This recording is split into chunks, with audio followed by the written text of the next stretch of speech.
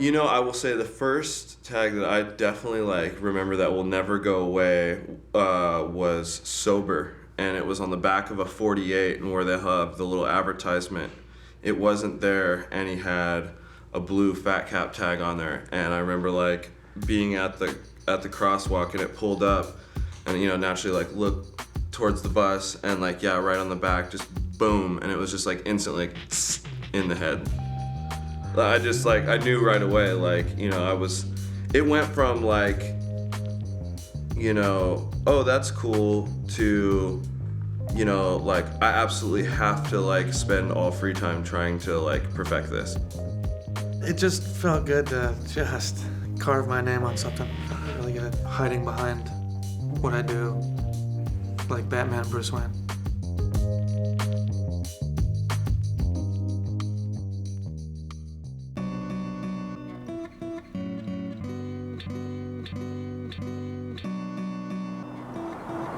First grade, kindergarten, they teach you how to, you know, do the alphabet.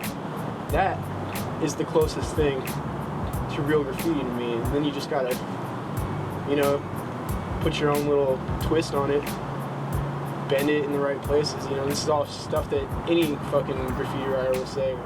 A good tag would be a legible tag. Maybe even almost an icon where you could be a mile away, not necessarily be able to read it, but know that that's who it is because it's so well done in the same manner. That's a good tag to me.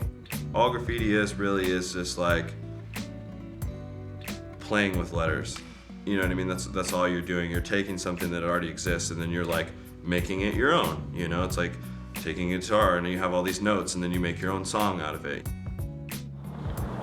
Graffiti doesn't have to be the most wild looking letters. They think that like graffiti is letters that you can't read. And that doesn't make any sense at all, because the whole point, I mean, if you ask me, you want people to be able to recognize like continuously. I mean, if you keep doing the same wild thing that no one can read, eventually people are gonna be like, oh, there's that weird squiggly line again. In a whole, the reason a tag is so good is because like if you figure out how to do them really good too, also that helps, but it's so fast. Like you can just, you know, it's 5 seconds and it's like done deal, and it's like, boom, that's a little piece of me just like hanging out right there in like 5 seconds, you know what I mean? So you can't really beat that.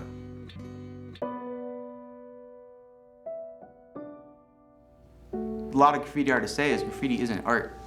You know, graffiti is like an act of illegal destruction, vandalism, you know? It's like, at its heart, it's vandalism. Street art can be learned with Photoshop and a couple Google downloads. How to stencil, Google it. Download an image of whatever you want, and you're gonna be a street artist. You wanna do this stuff? Man, it takes a long time. It's an illegal act. It's like a slap in the face of society, you know?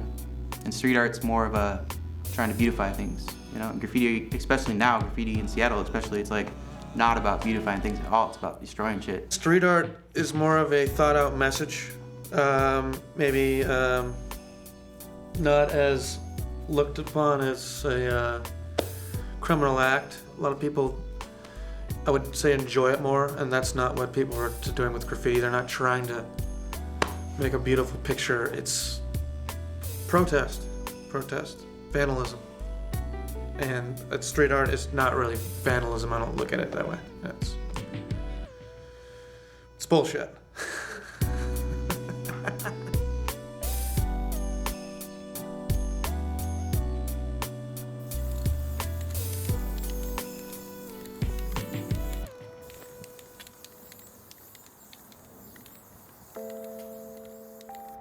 Had a cop roll out underneath a truck trailer bazaar in Manhattan, and we were rolling around in a car, jumping out, getting footage. Driver, the one filming, me jumping back in the car to the surprise of a gun to our face. Yeah, they don't they don't like graffiti. People don't like graffiti, and especially cops and security guards, and yeah, I've been caught many a times, and Yeah, they really don't like it.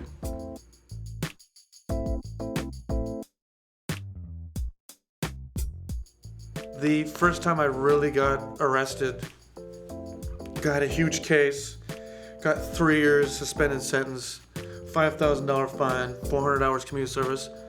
I immediately wanted to start doing more and more and more. I did not want to stop at all at that point. It really is kind of like this weird average, whoever by day, and then almost on some superhero status by night. I think it's mostly just trying to make a name for yourself in this fucking, wide open world. I ain't gonna make it to the NBA. I'm not gonna make it to the NFL. I'm not gonna be, the next Lil Wayne.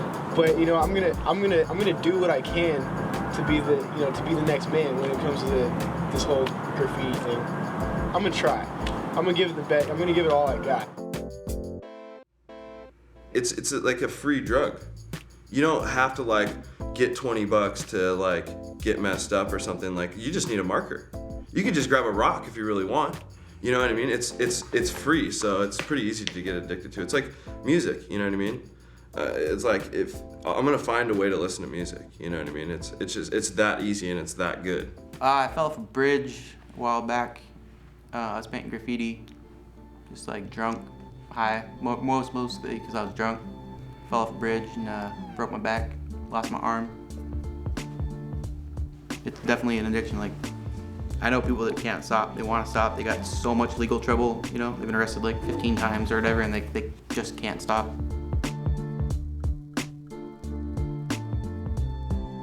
Again, they tried to put me in jail for 2 years twice. I've been beat up, I've been chased down, like, girlfriends hate me for being out too late.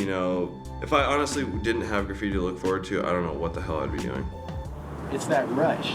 That's like a feeling like no other, knowing that like you came, you conquered, and you're out there scot-free. And that's a fucking awesome, that is an awesome feeling. I'll tell you what, like, that's a really good feeling. Walking away from something, going home, climbing into bed, kind of laughing yourself to sleep because you did something that the average just can't do.